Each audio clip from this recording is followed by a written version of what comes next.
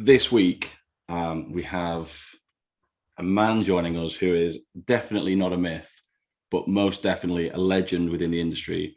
We're joined by Andy King, who has built a 30-year career as and correct me if I'm wrong, the concierge of New York City, I think is the quote that's used, throwing some of the greatest parties with leading talent, all with a focus on sustainable events and promoting a positive impact to society, which I think we all need, especially after the last year and a half. Andy, thank you for joining us today. My pleasure. I'm thrilled to be here. And how are you? How is Andy King after the last 18 months? Oh my word. Well, it's amazing. In my long career, I generally would be on 4 planes a week and running from one side of this country to the other or across the pond, constantly hosting events. And so for the first time, COVID put a halt to all of that. And I got to spend time with my partner and my dog on our farm. And we quadrupled the size of our gardens. And I found an old tiki bar behind one of my barns. And we opened up what was called the Tiki Bar Farm Stand. And so we literally would just bring vegetables and fruits and whatever we were going out to the end of the driveway. It was an honor system, it was a jar, and we'd put little prices on things. And some days we'd make $10, some days we'd make $50, but it was hysterical, but it's been a lot of fun. And I think that we were able to take this time and be able to step back and be grateful and feel blessed and be present and go, wow, I mean, I have been on a treadmill for how long? It's time to take a deep breath. And so I feel like COVID's been helpful in that area for sure. But it's slowly, well, let's see, these variants and everything else, but we're slowly crawling out of this, and it's going to be interesting to see what goes on next. Yeah, I think you touched on something that a lot of people I've talked to, especially over the last month, have said that when it comes to the industry, having that initial step back was a nice thing for the first couple of months, where you said yourself you were on however many planes a week and you don't feel like you have that time to stop. COVID put that stop in place and it put the wall up and said, you can't do this. Was there a time where you got to the stage where you were missing it and you wanted to get back out and you thought, okay, I've had this time now, I've taken my time, I've relaxed, I've spent time with my partner, my dogs, we've done what we've done around the property? Was there a time last year where you thought, I really, really want to get back and I want to get back doing what I do? Well, and you guys probably watched or listened. I hosted the largest virtual music festival a year ago called Room Service.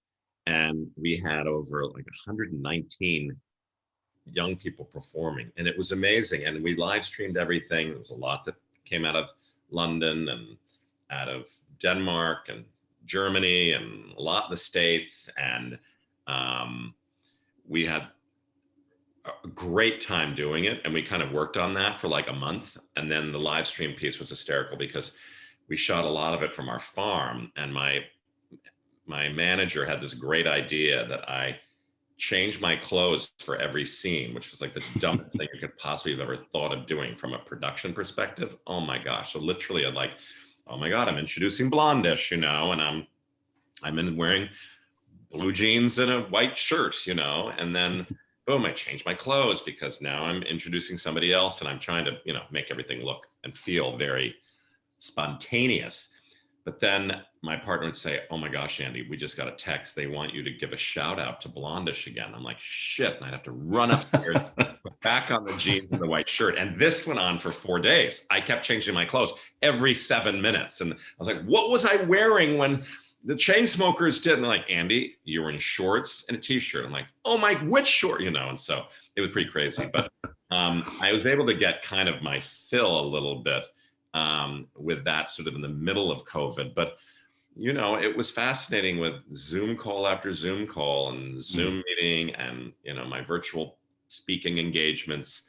I was kept pretty busy for sure. But there was always, it's that in-person, personal touch, live event that's always sitting there right in the corner of my mind saying, I can't wait to get back into the saddle and ride that horse again. Yeah. So just off the back of that, what was the thing that you missed the most about the live event being in person? What's the one thing that you thought, yeah, that's the thing that's gonna really hurt not being able to do? Um, I think that, you know, we're going to jump into another topic a little bit, but like the world knows me Mm. as, you know, the blowjob king from Netflix and Fyre Festival. And so that's not exactly how I thought my career was going to end up after 30 years in the industry. Um, I didn't think I'd become like one of the most famous memes in pop culture. I didn't think any of these things.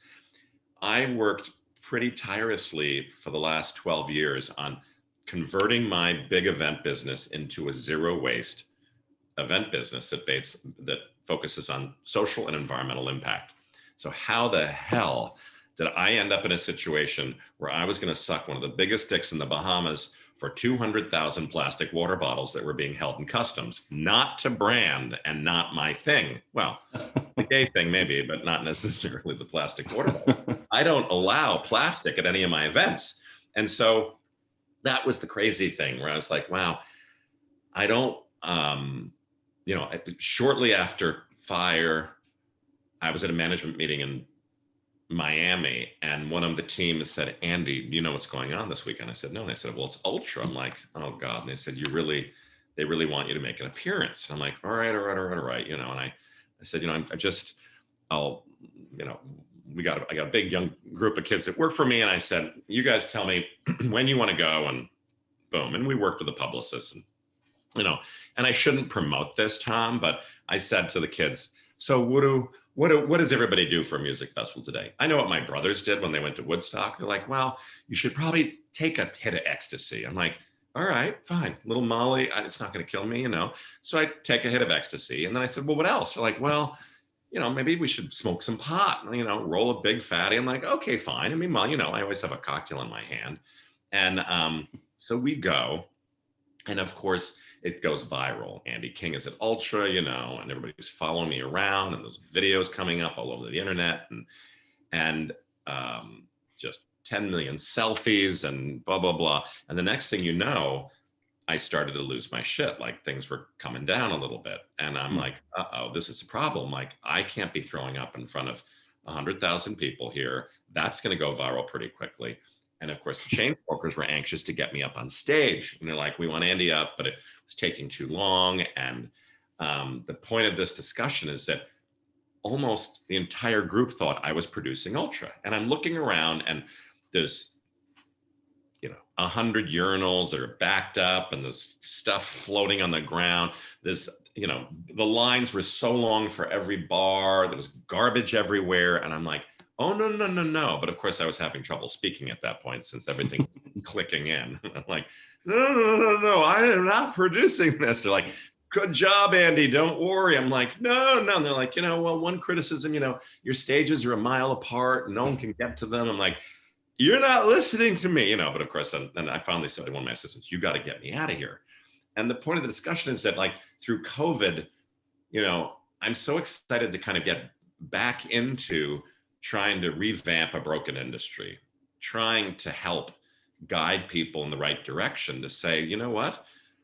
Our industry is one of the most wasteful industries in the world. And we host very large events, and we leave bad things behind. And I said, there's got to be a way for us to really come up with a blueprint on changing this. And that was something that I was constantly thinking about through COVID. Like, please let me get back into the ring to say, okay, let's not lose sight of, you know, I know they work hard with Burning Man, they work hard with Coachella, but still ain't perfect, you know. I mean, they still close those things down after a few days. Then you walk around going, oh my gosh, look at this place. Yeah. So that's my motivating factor, you know, Tom. I was like, you know, let's really still push forward. Doesn't mean the events have to be boring, and they'll be the coolest event you've ever been to, but they're going to be as close to zero waste as possible moving forward. They've got to be. Yeah. I think that's a really nice segue. I know that we chatted a little before we started recording about sort of sustainability, and we've sent you across our notes and things. And I think you've just hit the nail there with a lot of people I've spoken to, a lot of the younger people. When it comes to sustainability, boring tends to be a buzzword. If something's green, it's boring. Right. And it's like, how do we change that? I think that a lot of it needs to come from the powers that be, because I still think that, I'm not going to get into politics, but governments need to do a hell of a lot more when it comes to sustainability and being green. How do we as an industry who, I mean, for the most part, the demographic is that sort of millennial Gen Z at the minute. When you're looking at festivals and things, how do we as an industry promote something to be green and sustainable without people feeling like they're getting a lecture, or they have to, I mean, a lot of people still don't like the word education. When you say educate yourself, they just go, no, I've been to school, I've been to college. You know, education is never a bad thing. How do you promote that? To say these events, they're still going to be fucking amazing, but they're going to be green, and they're going to be events that actually leave wherever we are in a better place or a better position than they were. We're not going to just leave. I mean, you just said when you finish an event and you're walking through a sea of like plastic drinks glasses and there's all kinds of shit on the floor, that's not sustainable. That's all going to be thrown into a tip. It's going to go into a landfill, and it's not even a positive impact. How do we change that? Because I think that we are, and I say we because we're in it, I think it's still very, very lazy industry, because I think people know that in order to do that, you have to invest, and people don't want to invest without a return. And the return in this instance isn't going to be financial necessarily, but it's going to be for the greater good. How do you change that? But I think it can be, though, Tom, it can be financial. I mean, eventually, it's fascinating. I hosted a big pre-Oscar party in Beverly Hills before COVID. And it was for a large organization that focuses on sustainability and really attracting a lot of the big top Hollywood people and actors who are embracing climate change and want to make a difference. And the woman that I was kind of reporting to, who was a big board, she's a billionaire, and she kind of helps fund these things. You touched on it. So I get the call and she's like, Andy, I want this event to be vegan. And I'm like, I can't make this event vegan. I will do my best. And I worked with a ton of chefs in LA that do amazing vegan food that you would know was vegan. But I said, we still need to, inspire people. So this is where the story goes, that she basically said, there'll be no meat, absolutely no meat at this event. Well, I said, well, it's kind of our job to educate people. And she had a fit. She's like, people want to go to a party to have fun. Why don't even use that word educate? I'm like, all right, you're right. My old business partner used to say the same thing. I said, well, what I like to do is inspire people to make better choices and better decisions. And I said, here's what I'm going to do. Tom Steyer, who ran for president and didn't win, good old Trump did, but Tom owns a ranch in Northern California called Tomcat Ranch. And Tom's wife, Kat, is an amazing woman. And what did they raise? They raise cattle.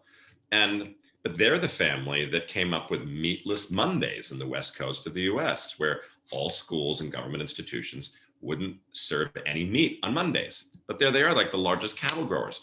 What they do, they have a full-time photographer that's at their ranch. They're constantly taking pictures of like how they rotate all of the cattle from field to field, and how they grow certain kinds of wheat and what they eat, and how they, it's a science and it's important. And when you're raising cattle the right way, it's okay to be able to eat that meat and support that industry a little bit. And so, it's fascinating when you look at the event world now, and I say, well, we'll probably talk more about it in the podcast, but like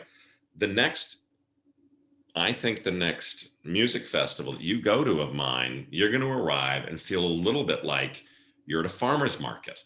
And you're going to walk in and go, what the hell's going on? Well, I like to highlight as many farms within a 50-mile radius as possible. And you walk in, and then I get the farmers to bring all this amazing produce. And then they partner with young, hot chefs that are making amazing food. And then they also partner with really cool young mixologists who are going to use a lot of their ingredients to make the best fucking drink you've ever had. Is it that hard? And then, let's embrace the fact that we don't have plastic. And what do we do with large events that have plastic? Well, I get some of the top artists in the world to make sculptures out of plastic water bottles, and they're there making live sculptures. Embrace it, and it'll be, I'll tell you what, you're going to go, this is so fucking cool. I can't believe it. And you're not sitting around eating a bad quinoa cake and going, all I want is a fucking piece of meat, and why can't I get a good drink when people are like, alcohol's bad for you, but have this, creepy octopus juice, or I don't know, but I'm like, there's a way to make it really cool. And our job to inspire all our attendees. And I say, listen, if we can affect 10% of every audience that we have, we're doing a great job.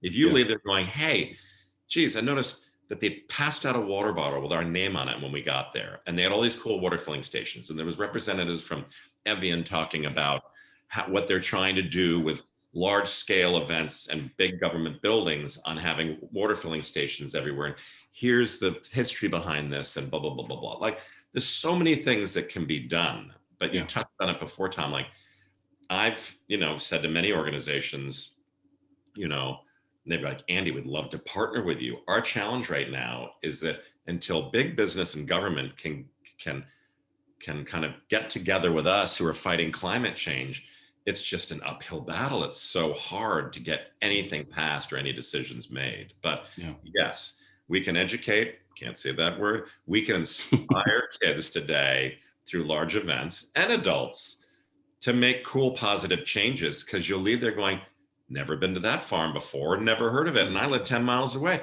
Got to check that out at their Saturday farm stand. Oh, hey, never saw that brand before. Four Ocean, those are the coolest bracelets I've ever seen. Hey, guess what? These are all made from plastic water bottles in the ocean. Hey, I should order a couple of those, because all their money goes to funding cleanups of beaches all around the world. There's so much that we can do to make our events zero waste and cool. And, Tom, it really doesn't have to be that much more expensive. It doesn't. But it's the background work that we have to do to research all these farms, to go meet with them, to find the brands that are doing the right thing, to hire minority-run companies and women-run companies, and find organizations that have electric truck fleets. And I mean, there is that back of the house research is important, but at the end of the day, I don't feel like, and we can do one example. Like, I used to attend one of the largest sustainable brands conferences in the world. And every big brand, from Virgin to JetBlue to Apple, they're all spending millions of dollars on their booths to like entertain people and describe what they do. Not Andy King. I found, in the last one was in San Diego, I found a 3rd generation lemon grower. He was 81 years old. I went to his big citrus farm and I said, I've got an idea. I told him the idea. He said, I love it. We went out with his daughter, his son-in-law, and 2 great granddaughters who were like 4 years old. And we picked lemons ourselves for like 2 hours. Came back, my team juiced all the lemons. We made simple syrup. And I set up a lemonade stand at this conference, which cost about $1,000. And there he was standing there like in his jeans and his hoodie and, and a big sign of the history of his family and what they've been through the last 100 years of fighting off progress and real estate development and on and on and on. And we were just serving lemonade. That's it.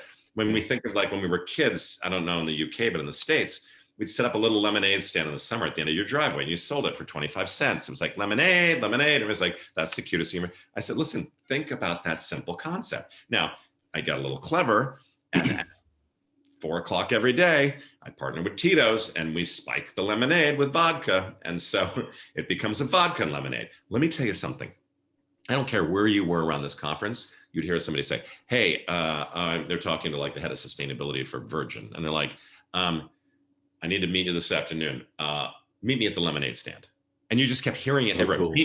Cool. You're not meeting at Samsung at their $5 million fucking wasteful booth. You're meeting at the lemonade stand where I have 4 lemon trees, some cool little tables, a beautiful long table, big bowl jars full of fresh lemonade. I'll meet you at the lemonade stand. And so think about it, like it became the most popular booth at this conference. And when you introduce stuff like that to these big events and music festivals moving forward, I think people will love it, Yeah. It's such a cool idea. It's essentially reverting back to how things were, Right. It's taking people back. And I think a lot of people who have maybe, gone through, like you said, when you were a child in the States, we don't necessarily do that in the UK. We haven't got the weather for it, Andy. So if you sit at the end of your driveway in the state in the UK, you're going to get wet. We have like 4 days of summer a year. But you see it on every sort of American TV show things. I mean, I'm sure it's one of those things where if someone's grown up and they've gone through the 70s and 80s and they've done that, and then they've gone into big business or they found themselves working for a bigger company, seeing something like that at a conference where you're normally getting these huge gift bags thrown at you, and like you said, there's a huge screens, there's all the waste, and there's a little lemonade stand, it's going to just take you back to probably happier times, and there's a certain level of nostalgia there. Maybe the way to change things up in events is just to try and hit people where they have the nostalgia. Well, you think about, like you touched on, Tom, the swag bag, the pain of my existence, these fucking swag bags. It's a pen that breaks after 2 days. It's a pad that's wrinkled already. Are you kidding me? Just keep that shit. We don't need it. And so I've done it now with some of the biggest weddings you've ever been to, your fanciest weddings, to the Oscar party. As you're leaving to go get your car, you walk through a little mini farmer's market. And people are like, whoa, what's going on? And you're handed a bag that's made from a reclaimed t-shirt. And we get all these cool young brands to bring soaps they're making, or candles, or jewelry. I don't care if they're sustainable, and they're people that are working their butts off to make a living. And these are all useful things. We basically say, listen, take only what you need and what you want. Don't take things. And I'll even have like little farmers like, hey, people are like putting oranges and cabbages into their bag and getting into a Rolls Royce and driving away, but they love it. And it is really cool. People are like, wait, what's going on? Like, you're just giving it to me. And then I have like Jane, who's started a hand cream line made from organic, blah, blah, blah. Jane's right there saying, what's your name? Hey, Tom. Oh, listen, let me give you a quick background. I'm from, Wales, and we've done this and blah, blah, blah. And we're employing, this kind of a population who can't get work and on. And you're like, shit, I love this story. I'll take your cream. Oh, it smells great. Okay, cool. And you're not sitting there with like a bunch of broken shit in your bag when you get home that you basically just throw away. Yeah. And this, once again, is like events of tomorrow. Like, you'll be shamed. Like, if you host a big event, hand someone a bad swag bag, and people are going to go, I'm never going to buy that. I'm never going to use that company or buy their product ever again. What were they thinking? I suppose in the sort of, just looking at the swag bags, not to get too in depth on it, but you've got a sort of a two-pronged attack there, because you've got the sustainability element. You've got people taking only what they need. And if they're getting that story from the person whose product it is, people tend to resonate with that. They connect with that. But then also on the flip side, if you've got these big events and people are going to these events, the sort of A-listers, whatever, they go to the same events all the time and they get the same swag bags all the time. You're giving them something a little bit different as well, which, if anything, is going to be positive, because they may react to that and they may want to post about it. So you're obviously promoting a small business. You're not taking something that's going to end up in your drawer or in a wardrobe or a closet somewhere. And it's promoting those small businesses whilst giving these big personalities, these big influencers, something that they haven't necessarily seen before, whilst being sustainable and not leaving a load of shit behind that people aren't going to use. That's it. It's so important, and I think that it's so competitive today with trying to get a small business off the ground and raise the money to do it, and on. And so, those are the kinds of organizations that I love to support, because it's like, what? That's a whole nother piece of like COVID, but suddenly everybody seems to like working remotely. And many of my friends are like, well, I miss the camaraderie of going into the office and seeing this person or that person. And I said, that's fine. But, there are ways for people to avoid doing something they hate in a big corporation that's destroying the world, and chasing their dream. And, just before COVID hit, I was scheduled to do a 26 university tour throughout the UK. And of course, the professors love it, and the curriculum and the university curriculum people loved it, because I get on stage and I say, how would you like to be one of the biggest visible failures in pop culture today? I'm like, Andy, it's not you, it's Billy. Like, I'm like, no. Well, for some reason, my face became Fyre. You know, I mean, I'm the most prominent figure coming out of that documentary on Netflix. And I said, but you know what? You learn more from your failures than you do your successes. And I look at these kids who are all like coddled by their parents today. You know, everybody's, I'm my dad's best friend. I'm like, shit, my father shook my hand 5 times my entire life. What are you talking about? Like, Yeah. I was best friends with my father. I mean, what's going on with this world? I don't know. But like, the professors are like, Andy, all these kids are so risk adverse. They're scared to death to try something. They just want to take a route where it's not too stressful. And I just get out there on stage and I say, you learn more from your failures than you do your successes. Kids, get out there and fail. Get out there and take risks. Get out there and start small companies. Go to work with groups that are trying to make positive change. What's the worst thing that's going to happen? You're going to move back in with your fucking parents. Well, guess what? Everybody else is right now anyway, so you're not alone. And if my parents were alive, I could have probably moved right back into them too. But, I think the kids love it and universities love it because they're like, Andy, this is great to encourage these kids to like break out of the box a little bit and really tap into their entrepreneurial skills and go to work for startups or start small companies that are doing good things and driving positive change. And that to me is really, what's going to save the world tomorrow. Yeah. So. I agree. I mean, you've touched on it again. It's similar to what you said about the whole swag bag, giving something to people that they haven't seen in the UK. And again, Callum will probably back me up. When we go through school, it's all about, you need to know what you want to do for the rest of your life by the time that you come to do your GCSEs. There's no kind of like, start a small business, go ahead and do this. It's like, you need to know what you want to do, go to university, get your degree, and then you're set by the age of 21, 22 to sort of go through. There's never any of this like, okay, you might fail. Like, fail, go out, attempt to do something. If it doesn't work, doesn't matter. Get yourself back up on your feet and try again. Take a breath, rewind, and push again. And I don't think enough people do that in the education system. No, but let's even talk about, and after Fyre, there were some people in the world that felt that I became toxic. And I'm like, toxic? Where are you like, I'm the ultimate team player. I'm the guy that will do anything to save an event or a situation. Like, I go the extra mile. That's what you want your employees to do. And that's what you want the people that you work for to do too. Agreed. And I just said, toxic, how could this be? And then I started to think about it. Like, Hollywood doesn't like to talk about failures. No. Wall Street doesn't like to talk about failures. They don't. Well, guess what? People fucking fail every day. And get out there and fail, because you're going to learn something and you move on, And what did I learn from this failure? Well, I learned you want to do a large event, a music festival, you need 9 months to plan it. You need a good infrastructure. You need to make sure you've raised the right amount of money. You need to pick a venue that is doable.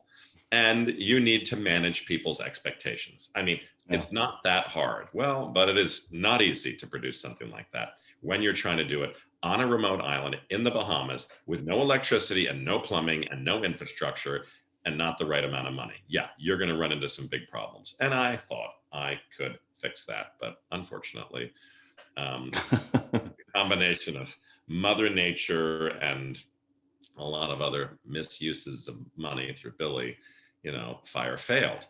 But it is fascinating.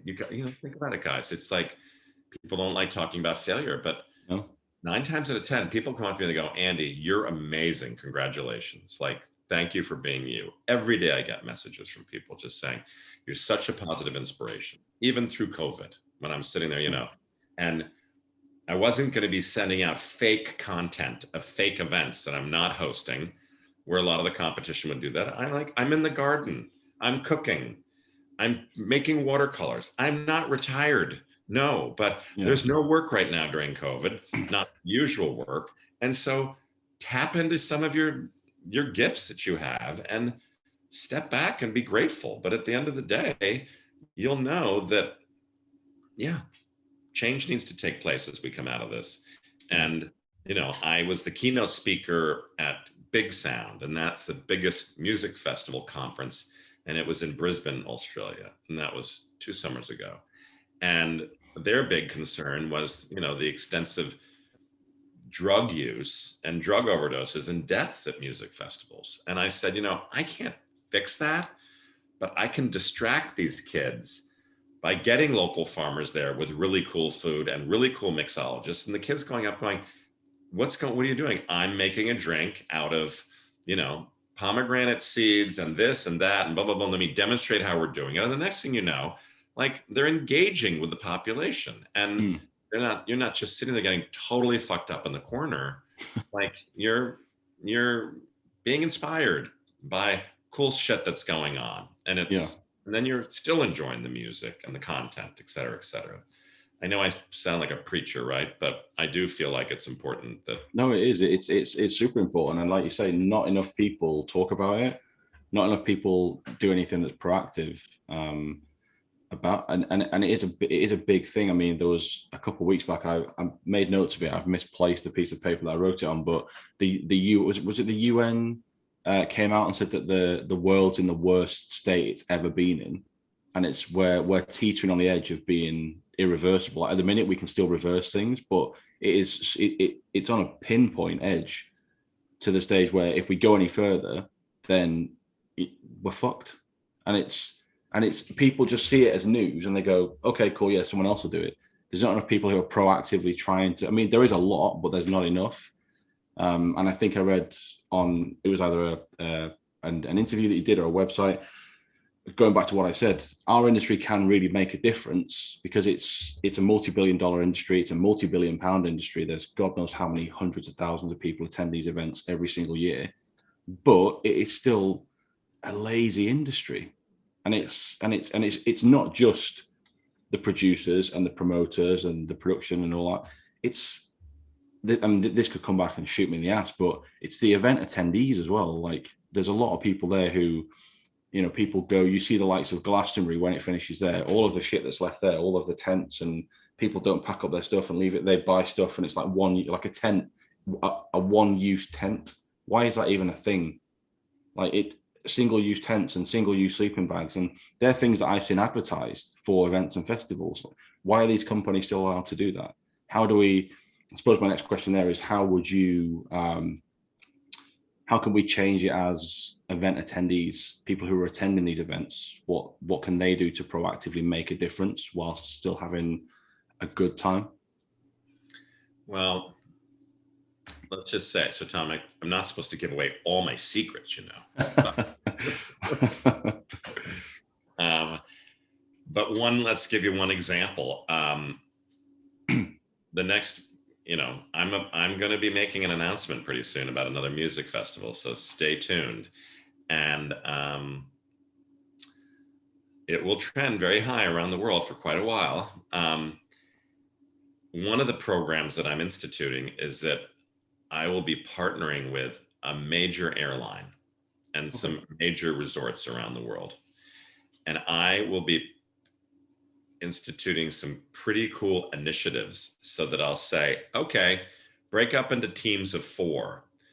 So for the team of 4 that will gather up the most recycling in these 3 days gets X. And it could be a plane ticket anywhere around the world. Amazing. Can you imagine? Yeah. And so you make it fucking fun. Yeah. And and another organization, I'd say, and for, it could be for the vendor that is able to leave a 0 footprint can get X by the end of this festival. And I'll tell you what, right now, you will see incredible change, and you'll see people enjoying it and having fun. And because it's what's supposed to happen. I mean, the last event I did for Leo, our dear friend Leonardo DiCaprio, our great pal, that, is trying to really influence Hollywood in the right way as far as climate change is concerned. And I convinced him, reluctantly, he was not happy about it at first, to move a party that he had every year in Saint-Tropez to California, to keep it home and shrink that carbon footprint and get rid of all the private jets and get rid of a lot of waste. Now, he was able to raise every year about $20 million through this party, but a lot of the money came from sources we don't want to know about. And but at the same time, the event just wasn't to brand. And I just said, Leo, the world is watching you, and like, you're going to become a hypocrite. No one's going to want to support you and your initiatives if you don't show that you're realizing what's happening. Long story short, I moved it to Santa Rosa, California. As you guys may remember, Santa Rosa was the part of California 2 or 3 years ago that had all the fires. Yeah. And so half of the town was burned down. I partnered with a 3rd-generation ceramicist who made all the pottery for the 500 guests for the 5-course meal. And all that pottery we donated to families. $45,000 worth of pottery was donated to families who had lost their homes and they were slowly rebuilding them. We had 25,000 square feet, I don't know how many meters that is, of sisal, beautiful carpeting and all the tents. It's only used for 3.5, 4 hours. It's like, my gosh, we had people cutting them into squares of like 10 feet by 10 feet, 10 by 20, 20 by 20, 40 by whatever. Car after car for 3 days came to pick up all that carpet to put into their homes when they were rebuilding the mall after the fires. I hired a woman named Green Mary, not Queen Mary, but Green Mary. And she basically is a dumpster diver. She repurposed, reclaimed, reused, and recycled absolutely everything. That event was 99.9% zero waste. I partnered with a local farm and an amazing chef. The food was incredible. Coldplay performed a dessert. I had an art auction and I raised almost $9 million in cash that night for climate change. And this is what we can do. Yeah. It was a 99.9% zero waste. 400 people worked on that thing on a ranch for a week. You got there. We didn't allow coffee cups brought in. We didn't allow plastic water bottles, anything. You got a water bottle with your name on it and you knew where all the water filling stations were. You got a coffee mug with your name on it and you knew where all the coffee stations were, and you had that for the week. And you'd be amazed. The employees got totally into it. Many of them were like, I've never owned a fucking water bottle in my life, but I got my name on this one. I'm going to carry it with me wherever I go. Like, okay, sure. And these are the kinds of things that we can do, which is amazing. And what I didn't touch on with the lemonade stand is that I got in trouble with the resort because they're like, Andy, you can't pour your own fucking lemonade. We need to charge you a corkage fee. I'm like, you're going to charge me $50 a fucking jar for me serving lemonade, supporting a local farmer? I said, just give me one day. Will you? Just one day? Because I know that a Cisco truck is going to pull up at 4 o'clock in the morning and unload their food for you to serve at this sustainable event. And you're going to buy their powdered lemonade, which is fake, and put it into big jars and serve it. And this audience will look at you and say, boo-hoo, bad on you, and shame. And like, oh, Andy, don't lecture us, blah, blah, blah. Well, guess what? After 3 days of a successful lemonade stand, that resort now sources all their lemons from the Montgomery family, 22 miles away. They get all their lemons from them every week. And now Cisco is starting a campaign on like, we support local growers. How do we do that? And that's like the influencer piece that I have that the industry has. Like, can you imagine, as you touched on, just a little multi-billion-dollar industry that we all run. Can you imagine if we sat with Marriott Corporation, who does what? $1 billion worth of conferences a year around the world, and say, okay, guys, we want to talk about your supply chains. Yeah. Where do you source all your food? At every facility, at every hotel, and every resort, and every conference center. Where do you source your food? How do you source your employees? On and on and on. We want you to be transparent. And if we feel like we can counsel you on doing it better, we'll do that. But we need to know where the food is coming from so that we feel good about, like, is this chicken horrible or is it good? On. We have the power to say to Marriott, we're going to move $1 billion of your business somewhere else if you guys can't become more transparent in all your practices. But it takes an organization to make that happen. But I feel like we're going to get there because we have the power. Absolutely. I think one thing I've taken from everything you've talked about in the last 20 minutes, half an hour, and this isn't to undo anything you've done or the sort of the work that I know you'll have put in behind the scenes. It all sounds so simple when you say it as you've put it and as you've laid it out. it blows my mind that more people aren't doing it. And I know I've said this a couple of times, and it sounds like I'm repeating myself throughout this podcast, but it is so simple. People just need to want to get on board. Yeah. And it you know, it may take a little more work having your own water bottle that you have to, you know, you have to wash it rather than just throw a plastic water bottle in the bin. Well, so what if it takes, you know, 6 seconds out your day? Right. So what? So what? It really is. It does blow my mind. I could talk about this for hours and hours and hours, but I won't. Because Tom, we here's, have here's the good news. The good news is you guys know the meeting show, and they're a great organization right in your town, your wonderful country and city. And I did a keynote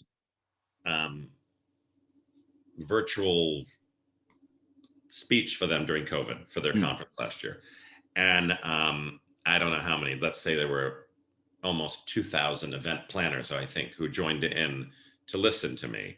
And the talk was so successful that I'm launching a seminar of maybe 6 to 8 courses or something that event planners can take with the meeting show in the UK, starting in like maybe late September or October, which is gonna be really exciting, outlining all of these practices that you can do as an event planner to make positive change. And what do you call it? I don't know. You'll get some kind of a certificate or a stamp that just says that you took this course through Andy King. And I'll be bringing on from farmers to influencers to, you know, vendors to chefs to, you know, to talk about, you know, these amazing steps that we can take to change our wasteful industry to make it an industry that is as close to zero waste as possible, and to inspire people to be doing these same practices in their everyday lives, in their homes, to save this planet. So stay tuned on that, because that's going to be really, really exciting. And I think we have, I don't know, it's a crazy number, like over 800 event planners have said, count me in. Awesome. I'll definitely be shooting your manager an email to keep me in the loop on that one. We'll definitely be there for that. Absolutely. Cool. Definitely be good. And then I think if we didn't touch on it, I know we've touched on it a little, but I know if we didn't touch on it maybe in a little more detail, people who are listening would be like, why have you not talked about this? We have to talk about Fyre Festival just a little, and the documentary. One thing that blows my mind, again, I did a little bit of research, did my due diligence. I love the term blow. That's great that you're using. There's no pun intended. But I mean, that documentary aired on the 18th of January, Friday, the 18th of January, 2019. I watched it. I think it was super early in the morning. It dropped in the UK. Obviously, we go off. It launches Pacific Standard, and then we get it 8 hours later. I can remember watching it, and I think I finished watching it at around 6 a.m. And as a documentary, it was just I don't know, it was eye-opening in a lot of ways. Yeah. During that first month, it was estimated that 20 million people, 20 million households watched that documentary. And as you've mentioned sort of a little while back, you were the one person who shone brightest in that whole process. How was that first weekend, the 19th and 20th of January? What was that like for you off the back of that documentary going out? Because a lot of people watched it in that first weekend, and the name Andy King was everywhere, absolutely everywhere. How was that first 48 hours for you? Wow. Well, let's say this. So the premiere was in New York City the night before. I think it was Thursday night. And let's say there were 1,000 people at the premiere. And I walked in and I was looking around, and anybody that had been involved with Fyre that worked with me all had hoodies on, and they're with sunglasses, and they're sitting in the back of the theater. I'm like, what the fuck are you guys doing? I'm like, shh, don't, Andy, no. We're just being low key here. I'm like, okay, I get it, no problem. Not Andy King, no. I'm in a bright pink sweater. I'm in the middle of the orchestra. I've got 10 people, my posse's with me, we're all there. But my dad always would say, your cousin Billy is a struggling actor. And I've always tried to tell him, listen, good luck, 1 out of every million becomes famous. And But he's working on a documentary. I'll never forget Dad saying, he said, the good news is nobody ever watches a documentary and they never make any money. And I'm like, okay, all right. Well, so as you guys know, I went through hours and hours and hours of interviews with Netflix. They came to my farm, on and on and on. I was wiped out. At the end, we're closing up and taking down the cameras. And I look at Chris, the director. I said, well, I probably should just tell you one funny last story. I know you're not going to use it because it's not right, but whatever. So I tell him the blowjob story, which of course, the next day I say to my business partner and our lawyer, I said, geez, I told the blowjob story. Like, you did not. I said, yeah. It's going to ruin your career. Like, you're over. What were you thinking? You call them right now. I'm like, oh my gosh. So, I call Chris. I'm like, Chris, my team wants it pulled. They don't want that story. He said, Andy, you don't understand. Like, the way you told the story, it wasn't like you were screaming like, oh my God, you go girl, like some flaming theatrical gay person. Like, you were so matter of fact, and you just said it how it was. And that you were able to demonstrate just how crazy it got there. Like, really? A guy, a successful event planner after a 30-year career, is now going to suck a big dick to save a music festival? Like, that's how bad it got? And so I'm sitting in the audience. It's the premiere. And slowly but surely, the part was about to come up. And I was just shrinking down in my seat going, oh, no, I don't know what to do, And all of a sudden, my part came out. I said what I said, and everybody in the audience stood to their feet and started cheering and clapping. And it wasn't until that moment that I knew that my life would change pretty quickly overnight. And then obviously it just spiraled. I mean, the next day I'm out for lunch. I mean, forget it. It just, and this went on for months and months and months, just video, photograph, and now it's the world of selfies. And I can't be the dick and say, no, I'm not giving a selfie. So of course, it's just selfie after selfie after selfie. And it still doesn't matter. Last night, I'm at a sushi restaurant here on Cape Cod in Massachusetts. And, the waiter's sort of smiling a little bit. And he said, you're cool. I said, oh, thanks, And then the manager came up and she said, I had a bet. Are you famous? And I said, well, a little. And she said, I knew it. I just won $10. I'm going back to the kitchen. Of course, everybody, the whole staff, everybody in the restaurant was all trying to, like, I think it's him. I think it's Andy King, I mean, it's crazy. Can you imagine? And it's, believe me, I had to make a conscious decision about losing my anonymity. And it is freaky. I mean, it's like, I now have a responsibility, and I had to accept that responsibility where I can't have too much to drink at a bar and do something stupid. It would go viral. I mean, I can't and that's what happens with celebrities. Like, you better be on top of your shit all the time or you're going down. Well, not going down like I was going to go down, but you're going to have a problem soon. So yes, I mean, the first 48 hours, it was pretty incredible. I'm, total transparency, Tom, I didn't get paid to do that documentary. As you know, most of the world really thought I did. Yeah. And I agreed to do it because we were creating a vehicle to pay back everybody in the Bahamas to the best of our ability. And I set up 2 GoFundMes and raised 400 and something grand in a year. That's incredible. And I'm really proud of that. And I got paid to do speaking engagements. I got paid to fly around the world and do different things. But a majority of that money went to the GoFundMes. And I used all of those platforms to drive awareness and to get people to donate. And so that's been amazing. Now, as we come out of COVID, I'm like, we're focusing on different ways to start monetizing what happened to me a little bit to make it, worth my while to continue this crazy.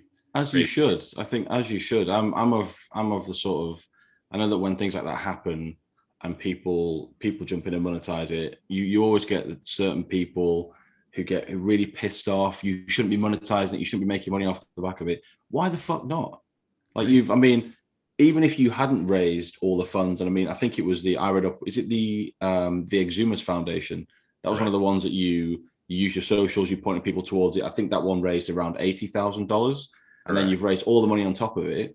Even if you hadn't done that, why shouldn't you take the opportunities that are, money making opportunities? Why? People, and it's No, not it's the scary. people. And it's sad, Tom, because I found out afterwards, I can't say names and I don't really know specifics, but a lot of people got paid Really? to do the documentary, not me. And then Mm. as you may know, like I lost almost $1 million in Fyre Festival. So, Yeah. and I was flying people home on my credit card, and I was Yeah. promised, this, and this. And I never even had a signed contract. I mean, I was basically down there as a favor to Billy and his family to try to help and save the music festival. And Yeah. yes, I agreed on a fee of $250,000, which never happened. Yeah. And yes, I agreed that Billy had called me to say, hey, good news. We've sold Magnesius, which is the first company that he started that I helped him build. And I never got paid to do it. I hosted 44 events for him for free, but I took a stock option. So when he called me to say, Andy, can you help in the Bahamas? I have some good news for you too. We're selling Magnesius and you're about to get a check for, I won't say, but a very sizable check of, upwards of almost $1 million. And I'm like, okay, great. This is worth it to me. What he didn't tell me was that the signing of the contract and the sale of Magnesius was going to take place at the fucking Fyre Festival in the Bahamas. Yeah, how that is. Yeah, it was, and Magnesius went bankrupt immediately anyway. So it's crazy. But yeah, the first 48 hours were pretty intense and kind of scary because let me tell you something. When I saw that documentary, I mean, talking about PTSD, are you kidding me? Like freaky. Like I wake up in the middle of the night. I woke up for months with that vision of that fucking cheese sandwich. And I'm like, really? I mean, this is what's going to take me down? That damn cheese sandwich? That's a whole nother story. Was there anything, I mean, it was something to go through that obviously you wouldn't wish on anyone, really, anyone in the industry. Were there any positives that you took from the Fyre experience, not the documentary, but the experience of the festival itself? Yeah, I mean, working with our creative director, Mark Musters, who was literally making all the tables out of like driftwood on the beach and fallen trees and canopies out of pieces of trees as well, collecting garbage everywhere and making cool sculptures. Luca came from Italy and built the most amazing stage on the beach that was incredible. Lily, doing her best to be the executive producer, like just, these amazing young people working so hard. And it just really, your heart goes out to that, sometimes you think of like our industry as like carnies, like fucking carnival people. And sometimes that's the case, but these, you're in it so deep and everybody's turning to me every day going, geez, Andy, are you going to pull the plug? Are we pulling the plug? What are you going to do? I said, we got to keep pushing. We're going to keep pushing. And Billy just kept saying, Andy, please don't pull the plug. We got to keep pushing. And the relationships that I developed and what I witnessed down there of like hard work and commitment made it all worthwhile, really. That's really what I took from it, is seeing people with a passion doing everything in their power to make the impossible work. Yeah. Well, but shit happens at any event. It does. Yeah. And you have to wear 1,000 different hats. And when I have someone who says, well, it's not my job. Why am I going to pick up this person? Or why am I bringing that person dinner? I'm like, you think it's my fucking job to go suck a dick to save this festival? That ain't my job. But hey, I'm going to do it if this is what I need to get done. I'm not suggesting that everybody go suck every dick in the neighborhood to fix a problem. No, but I'm saying you might need to go the extra mile every once in a while, right? You might need to borrow money from a friend or a parent. You might need to pull 10 all-nighters to make your little company or your event successful. That's the message, Well, I'm glad that there were some positives to take, because watching it was kind of like it was like a car wreck. You didn't want to watch. I mean, being in industry, you didn't want to watch because obviously you want things to succeed, but you can't take your eyes off it. So knowing that you took positives from it, I think even people listening, it's nice to hear that it wasn't all, even if it was 99%, it wasn't all doom and gloom. So that is good to hear. I think now we finish it. I've got a couple of questions from my team who can't be here. They knew you were coming on. They all wanted to jump on, but I know it's a nightmare for the production guys if we have like 8 hosts. So we just kept it cut down. Jenny, who's my co-host again, who couldn't be here today, she's asked, going off the back of COVID, what do you think the lasting changes on the event industry are once we've defeated COVID? And is there anything that's sort of around now that you think will be obsolete and won't be coming back now that we've had those event changes? Anything that happened pre-COVID that is not going to be a thing moving forward? Wow.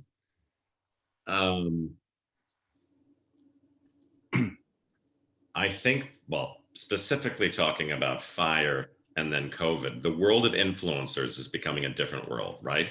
And I think that moving forward, if you're sponsoring an event or your name is attached to it, you're going to do a lot of fucking research to make sure that everything is going to go perfectly well when you basically aligned yourself with something that's really high profile. And that's a major change. I think for a while, the influencer world just started becoming like, oh my gosh, yeah. Well, we'll cut Kendall a check for 250 grand and she's going to do 3 posts. We're going to do this, we'll do that, blah, blah, blah. No. Now moving forward, I think that's a totally different world, which is amazing. And I think that you're going to hear an announcement pretty soon. I'm about to align myself with a pretty cool new liquor brand and with a big Hollywood celebrity. And as we do the launch of this brand around the world, there are going to be events that are like 50 people or less, but many of them, and they're going to be tailored, and there'll be a cool narrative, and they're going to be zero waste, and we're going to highlight cool initiatives that are going on in different areas all around the world. And I see that being a trend, where do you want to go to that party for 1,200 or 2,500 people where it's just kind of a shit show? Or do you want to start learning about events that are smaller, more tailored, really cool? You have conversations with people and you're driving positive change. And it doesn't mean that we need to be making less money in the event world. We may be doing more of those to kind of weigh out the volume versus the size. But that to me is a swing right now of like going to an event that you leave going, well, that had a lot of meaning. And I'm definitely going to go out and buy that liquor brand. I'm definitely going to go and do that. That from an influencer's perspective, I think is going to be something that's, we're coming out of COVID, it's going to be very different. Yeah. Size and people. Yeah. And then that's a really good answer. Maggie, who's one of my tour managers, who again was desperate to get on, but we have to keep hosts small. She said, from your experience working with Fyre Festival, if you had chance to change something, anything within legislation around events, what would it be?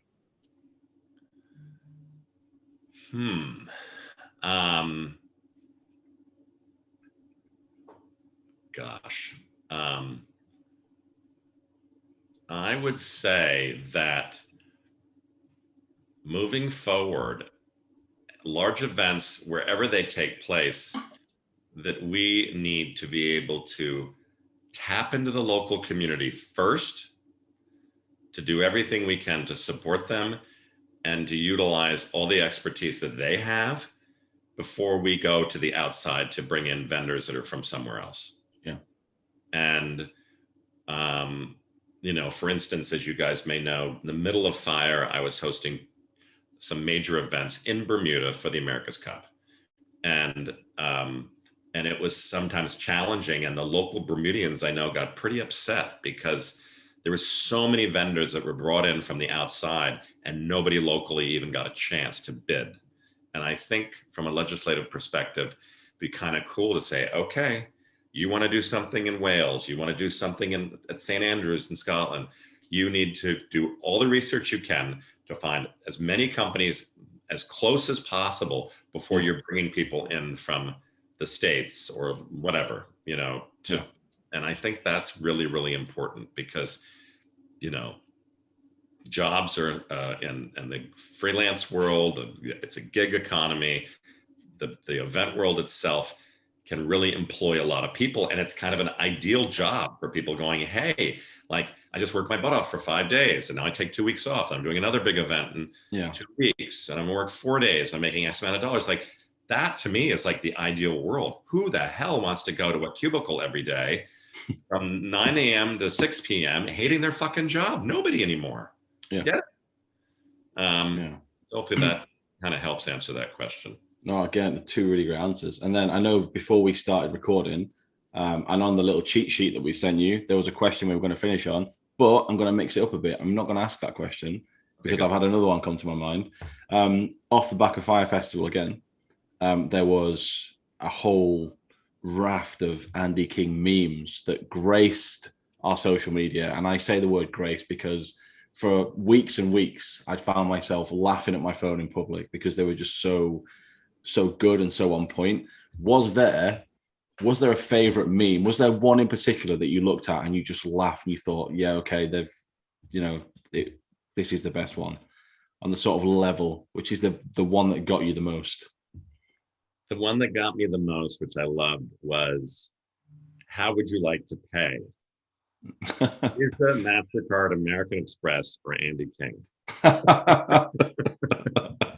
And I think that is a great way to wrap up. For those people who haven't seen that meme, we'll track it down.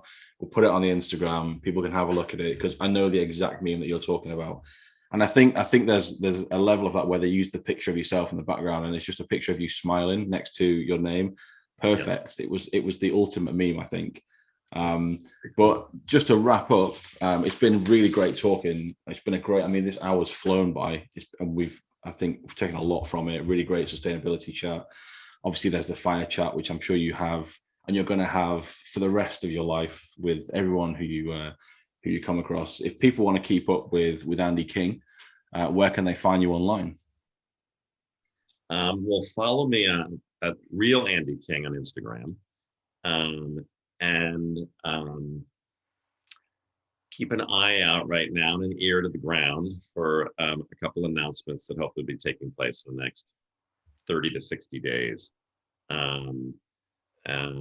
One of which, obviously, for the gang across the pond with you will be certainly my series that I'm launching with the meeting show, which I'm really, really excited about. And then there'll be things, obviously, that are going to be hitting here in the US. But yeah, it is, that's the irony. I never planned on becoming so famous. So we didn't have a strategy in place. How do you get, 5 million followers on Instagram? I just have 45,000 followers and I just do my little thing, It's probably when I make an announcement for the next festival, it'll probably grow by about 5 million, I'm sure. But for now, I think that's probably the best way to follow me right now. It's just Real Andy King. There's Amazing. Only one. Me. There is most definitely only one Andy King. Absolutely. And what we'll do is in the podcast description, whether you're listening on Spotify or you're watching on YouTube, we'll make sure that your socials are in the description box below. And just to finish, is there anything that you wanted to say to the world? Oh my gosh. Well, tune into me too, because I have Take Two with Andy King, which is my little podcast. We haven't been taking a couple of weeks off, but we're going to jump back on it. And there's a new platform called Clubhouse. Do you guys know it? I've heard of it. Yep. And so I did something on Clubhouse last week, kind of a Q&A and a little interview. And something like 3,600 people went into my room or whatever to tune in, which were pretty high numbers for this new platform. So that's another situation. But don't be surprised. I think the world's going to hear pretty soon about the next music festival, which is pretty cool. And I'm going to be building a pretty amazing team to make this happen. And when the announcement takes place, we will make sure that we have 9 months to build it. And that is my recipe and formula for everybody in the event world. If you want to do a good music festival and a large event, give yourself 9 months. And so you should be hearing something about that in the next, I'd say, 30 to 60 days. Amazing. Well, I am definitely looking forward to that. And again, thank you for coming on the podcast today. It's season 1, episode 2. and you've graced our ears for well over an hour. Mm. It's been great, and we'll definitely keep in touch, and we'll most likely have you on again in the future, because this has been great and I've taken a lot from it. Wonderful. So, thank you. Really appreciate your time today. And you guys stay safe, okay? And keep smiling, and I'll pray for a little sunshine for you guys. Thanks, Andy. Okay. Cheers, guys. Thank you. Yeah. Bye-bye.